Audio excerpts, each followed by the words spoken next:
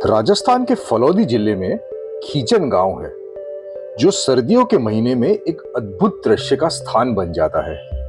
तो आज के एपिसोड में हम आपको उस स्थान पे ले चलते हैं और इस कुदरत के खेल के किरदारों से आपकी पहचान कराते हैं।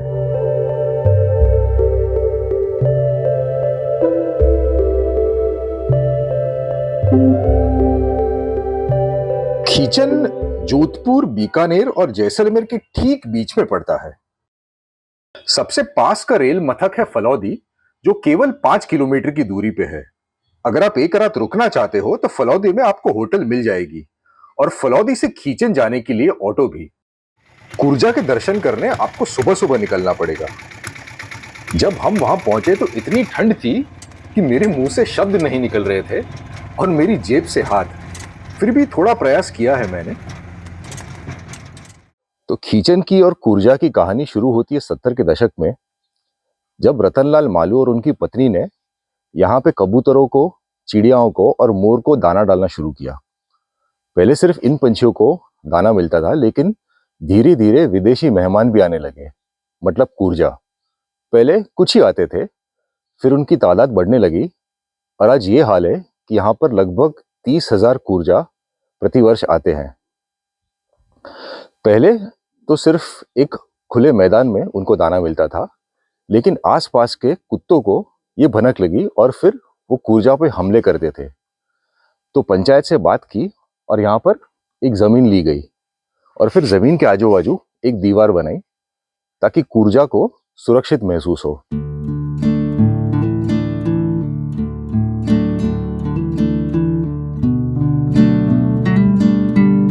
रतनलाल मालू जैन थे और जैनों के लिए जो जीव की प्रति करुणा भावना होती है उसके बारे में तो हम सब जानते ही हैं।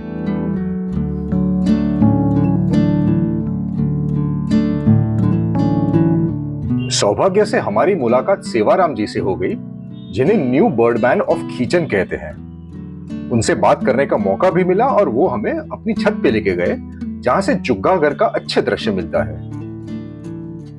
देखने वाली बात यह है कि सीजन में डेमोजल क्रेन्स यानी कुर्जा प्रतिदिन चुग्गागढ़ में दाना चुगने आते हैं, लेकिन इसका अर्थ ये नहीं कि आके सीधे बैठ जाएंगे।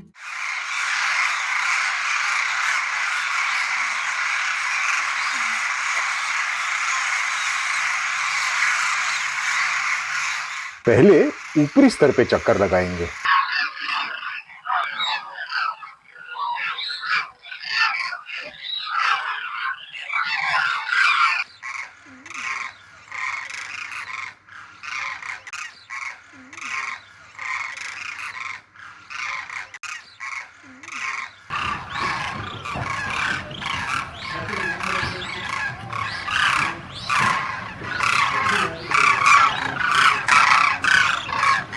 फिर जैसे जैसे विश्वास बढ़ेगा, वैसे चक्कर लगाते हुए नीचे उतरना शुरू करेंगे।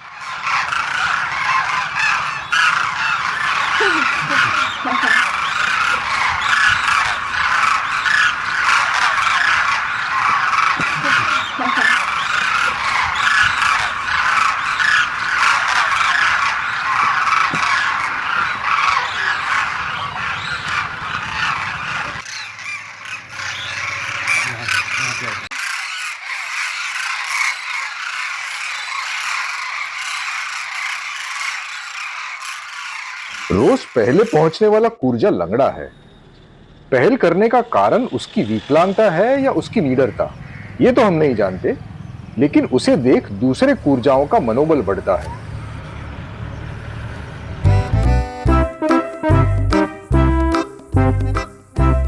कौवे किसी को भी नहीं छोड़ते, कद कोई मायने नहीं रखता उनके लिए।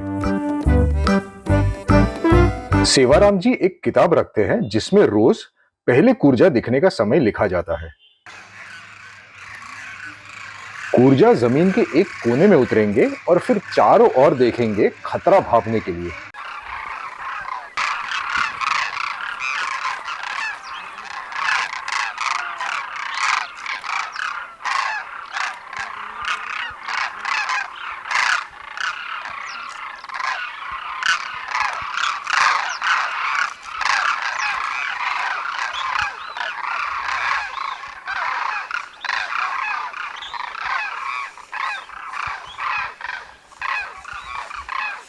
धीरे धीरे जैसे उनकी तादाद बढ़ती जाती है तब बनता है नजारा।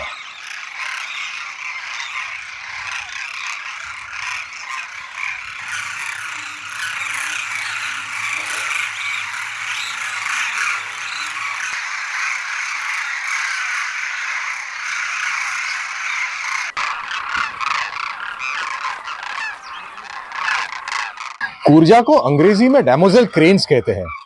डैमोजेल एक फ्रेंच शब्द से आता है जिसका मतलब है एक जवान लड़की। क्योंकि कूर्जा की चाल एक जवान लड़की जैसी है, इसलिए नाम आता है डैमोजेल क्रेन्स।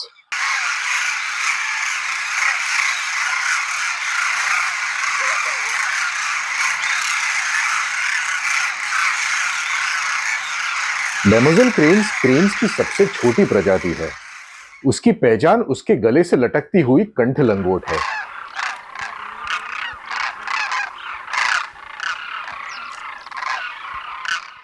पक्षी चुगाघर के पीछे से एक 11,000 केवी की इलेक्ट्रिसिटी लाइन निकल रही थी।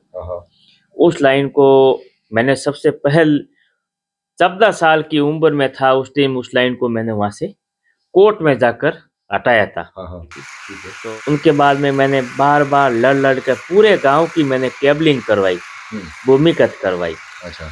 जिस जगह भूमिगत करवाई उनके पीछे से एक 440 केवी की इलेक्ट्रिसिटी लाइन निकल रही थी। तो एक पेपर में न्यूज लगाई थी, कुर्जा केवे किक राऊं मैं थारे देश तो मिट जाएगा कुर्जों को नामो निशान। तो उच्च न्यायालय ने सो मोटो संज्ञान लिया। सो मोटो संज्ञान में वो लाइन हटाने का आदेश भी दिया और उनके साथ में तालाब में पानी भरना है। और उस टाइम 1082 बीघा जमीन खुली पड़ी थी, वो पक्षियों के नाम की कर दी और भारत का पहला कुर्जा कंजर्वेशन घोषित हो गया।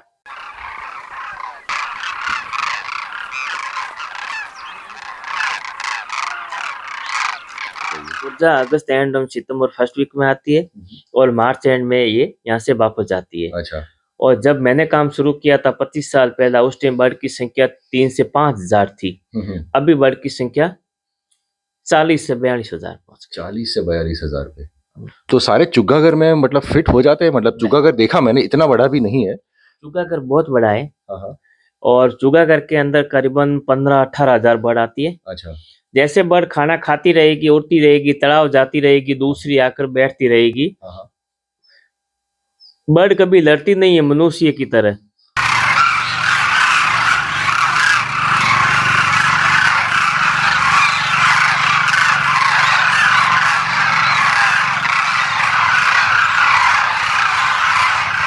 प्रतिदिन मैं ये बता सकता हूँ कि 20 क्विंटल के आसपास, 20 से 30 क्विंटल डाला जाता है। अच्छा, 20 क्विंटल के आसपास डाला जाता है।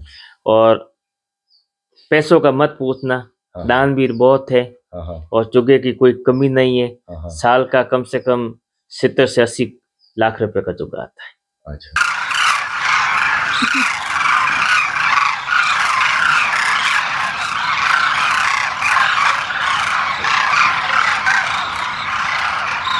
खींचन में मुख्य आकर्षण भले कूर्जा है, ध्यान रखने पे आपको और भी सुंदर पंछी नजर आएंगे।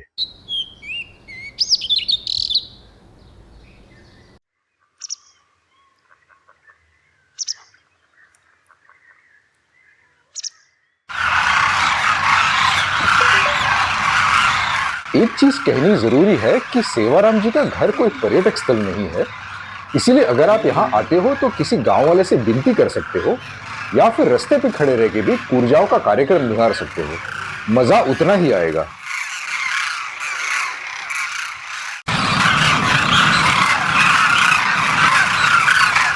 और अगर आप सोच रहे हो कि खींचन और फलौदी में और क्या क्या देखने लायक है, तो इस विषय पे हमारा अगला एपिसोड जरूर देखना। Thanks for watching.